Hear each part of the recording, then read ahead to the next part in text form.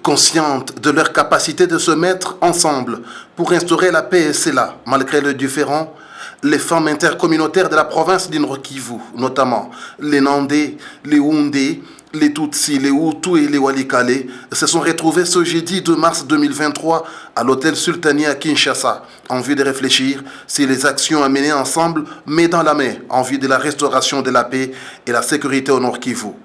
On n'a jamais compris pourquoi toutes les guerres et les conflits ne commencent que chez nous.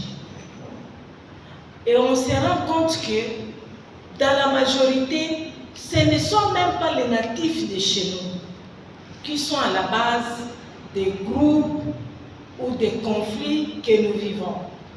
Quelqu'un peut venir de n'importe qui, de n'importe où plutôt, du Congo, comme en dehors du Congo, à l'extérieur du Congo, mais il y trouve un terrain facile ou fertile où il va s'installer, c'est au Nord Kivu. Ça nous a interpellés.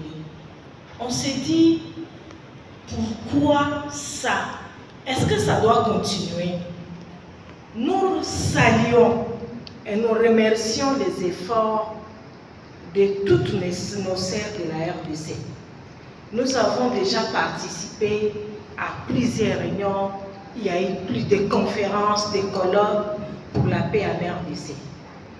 Mais nous nous sommes rendus compte que jusque-là, on n'y est pas encore arrivé. Peut-être c'est parce que nous-mêmes, les natifs du Nord Kivu, nous ne sommes pas encore arrivés. Sommes-nous en train d'aller vers l'extermination, l'apartheid ou l'apatride? Telles sont les questions que se posent les femmes intercommunautaires du Nord Kivu qui ont décidé de ne plus se taire, mais plutôt agir et faire entendre leur voix. Il faudra qu'on puisse vraiment réfléchir pour voir qu'est-ce qu'on va faire. On a déjà commencé à faire des plaidoyers par-ci, par-là, mais ça ne suffit pas. Il faut peut-être passer à des grandes actions. Il faut peut-être passer à des grandes recommandations. Mais comment le faire? Est-ce que seul on peut le faire? On s'est dit non. C'est pourquoi aussi on a invité certains de nos partenaires. Présente à ces assises, Madame Catherine Ondimba, représentante adjointe de l'UNIFEM en RDC, a insisté sur le fait que contrairement aux hommes, les femmes ne se sont jamais retrouvées pour planifier la guerre, mais plutôt, elles sont toujours capables de se mobiliser pour imposer la restauration de la paix.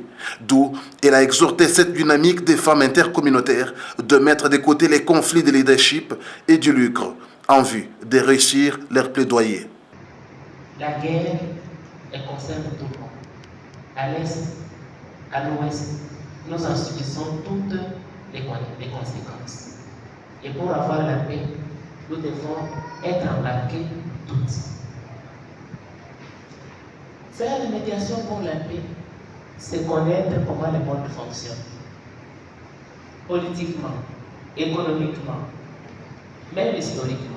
Au cours de ces échanges et débats, il s'est dégagé les soucis de renforcement de capacités et la planification des actions à mener à court terme.